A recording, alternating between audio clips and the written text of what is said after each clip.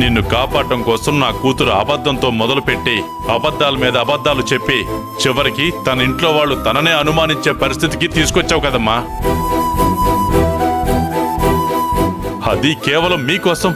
ఇంట్లో వాళ్ళు ఫోన్ చేస్తుంటే సమాధానం చెప్పుకోలేక ఫోన్లు ఆపుకోవలసిన పరిస్థితి ఎందుకు వచ్చింది?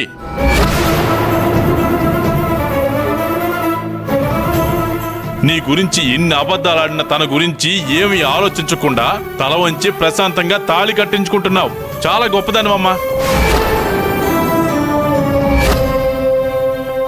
సిద్ధార్థ దూరం అయితే బ్రతకలేను, చచ్చిపోవాలి అని నువ్వనుకున్నావు. తన కోసం అందర్నీ కాదనుకుని 3 ముళ్ళు వేయించుకోవాలని తన ముందు తల వంచుకున్నావు. ఇప్పుడు 2 దారులున్నాయి శౌర్య. మూరటి పసుపు తాడుతో 3 ముళ్ళు వేయించుకోవడానికి నువ్వు తల వంచుకోవడమా? 6 అడుగుల ఉరితాడుకి నా తల వేలాడి తీసుకోవడమా?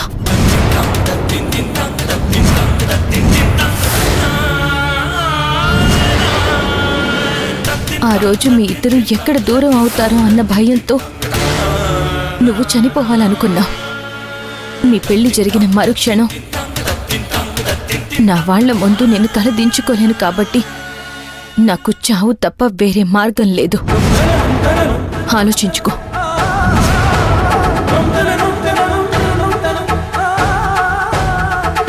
నీకు నీ బ్రతికే కావాలో నా బ్రతుకు కూడా కావాలో ఆలోచించుకో.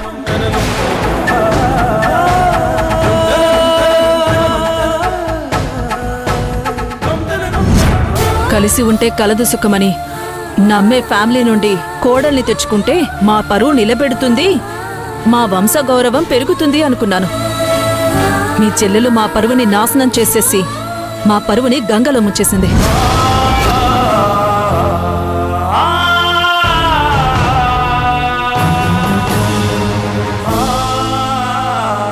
అయ్యో, అలా మాట్లాడకండి పిన్ని గారు. మా బావ పెంపకంలో పెరిగిన శౌర్య ఎలాంటి తప్పు చేయదు. దయచేసి కాసేపు వెయిట్ చేయండి, తను ఖచ్చితంగా వచ్చేస్తుంది. వచ్చేస్తుంది అన్న మాట తప్ప వచ్చింది అన్న మాట వినపడ్డం లేదు. ఇంకా ఏంటమ్మా ఎదురు చూసేది? మేము ఎవరి గురించి ఎదురు చూడాల్సిన అవసరమూ లేదు. అసలు ఈ పెళ్లి గురించే ఆలోచించాల్సిన అవసరం లేదు. రే పదండి పోదాం. నా మాట వినోదనా.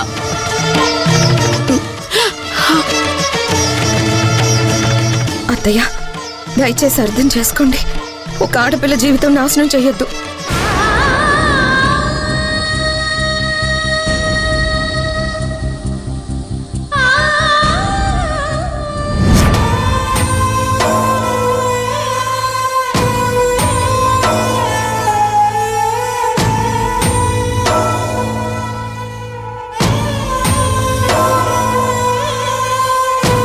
ఇప్పటికైనా నా మాట నమ్మండి.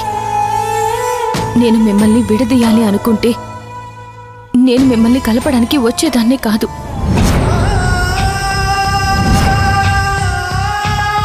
ప్రాణానికి ప్రాణంగా ప్రేమించుకున్న మీరు ఎక్కడ విడిపోవాల్సి వస్తుందో అని భయపడి ఉంటారు.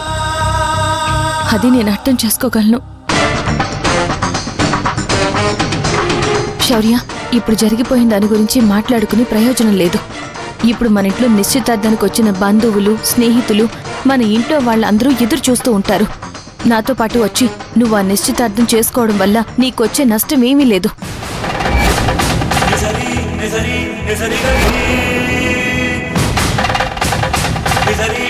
ఇప్పుడు ఇంతవరకు వచ్చాక ఎలాగండి? మా శౌర్యని మేం తీసుకెళ్తాం. అక్కడ ఏదో ఒకటి చెప్తాం.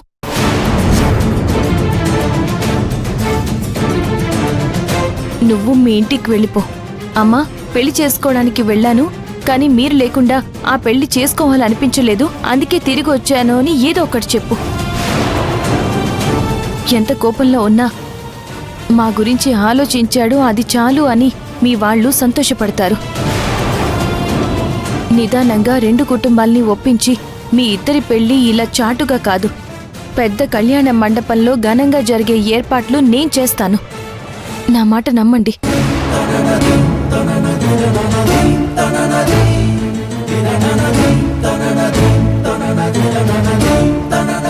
ప్లీజ్ అత్తయ్య, చెప్పేది అర్థం చేసుకోండి. ఆగండి అత్తయ్య, మా చెల్లికి మీకంటే మంచి సంబంధం తీసుకురాలేం అత్తయ్య. కాసేపు ఉండండి అత్తయ్య, మా చెల్లి వచ్చేస్తుంది. వద్దురా, ఇలా బ్రతిమలాడి అనవసరంగా నన్ను తప్పుడు దాన్ని చెయ్యొద్దు. మీరనుకుంటున్నారేమో మీ చెల్లి వస్తుంది అని. రాదు. ఎంతసేపు చూసినా రాదని నాకు అర్థమైంది.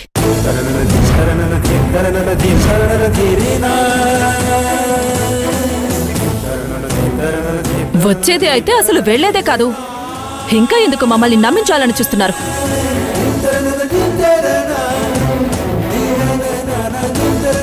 నా వాళ్ళు అనుకుని మిమ్మల్ని నమ్మి మీ ఇంటికొచ్చాను చూడు.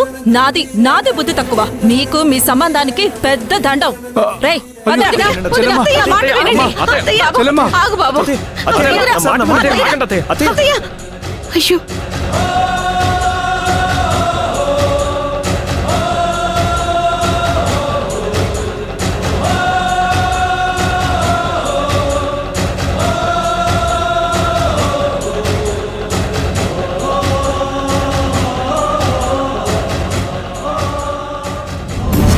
ఏంటి శౌర్య, ఇప్పటికీ నీకు అతన్ని పెళ్లి చేసుకుని ఇలా ఇంట్లోంచి వెళ్ళిపోవాలనుందా? అదే నీ నిర్ణయం అయితే ఈ పెళ్లి ఆపడం నాకు పెద్ద విషయమేమీ కాదు.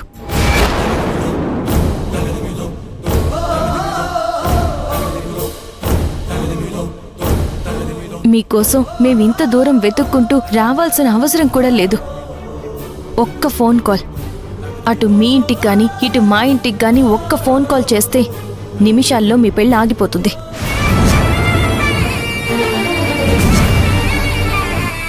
కానీ ఎందుకు? ఏ గుళ్ళో పెళ్లి చేసుకుంటున్నారు అంటూ వెతుక్కుంటూ ఇంత దూరం మేమెందుకు వచ్చాం? బలవంతంగా పెళ్లి ఆపి తీసుకొచ్చాము అంటే మీరు మీ ఇంట్లో చెడ్డవాళ్ళైపోతారు. శౌర్య మా ఇంట్లో చెడ్డదైపోతుంది.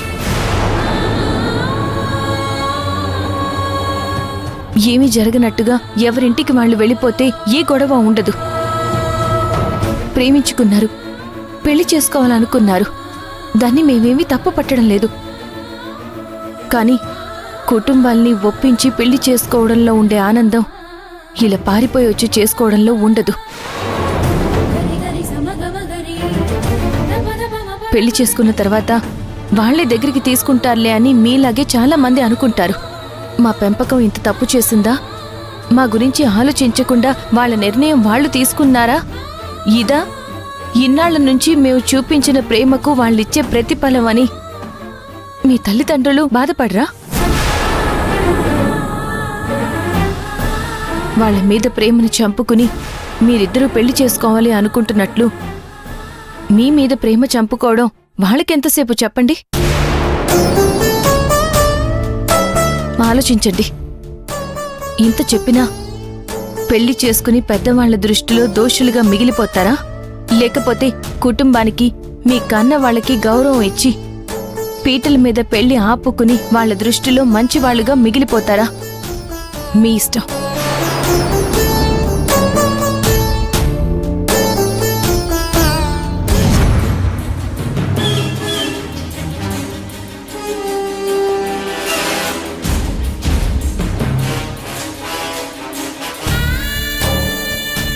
బావా, నేను మీకు ముందే చెప్పాను, మీరే వినలేదు. పైగా నా పైన చేయి కూడా చేసుకున్నారు.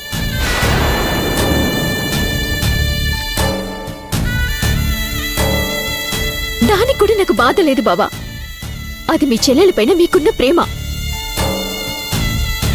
సూర్య వస్తుందని మీరంతా నమ్మారు. భూమి తీసుకొస్తుందని మాధవ నమ్మాడు. తన భార్య పైన తనకి నమ్మకం ఉండటంలో తప్పేమీ లేదు. కానీ ఇంటిని పాది పెట్టుకునే నమ్మకాన్ని భూమి వమ్ము చేసింది.